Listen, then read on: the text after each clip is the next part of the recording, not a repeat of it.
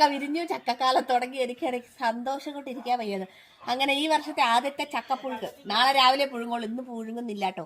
എന്നാൽ ഇന്ന് വൈകുന്നേരം ചക്ക ഇട്ട് വെച്ച് ഒരുക്കി വെച്ചാലല്ലേ നാളെ രാവിലെ ചക്ക പുഴുങ്ങാൻ പറ്റുള്ളൂ. അപ്പൊ ബായോ. മൂത്തു ചക്ക മൂത്തുട്ടോ. ഏതായാലും പുഴുങ്ങാൻ കറക്റ്റ് കണക്കാക്കി മൂത്തിട്ടുണ്ട്. അടിപൊളി. ഈ വർഷത്തെ ആദ്യത്തെ ചക്ക സെറ്റ്.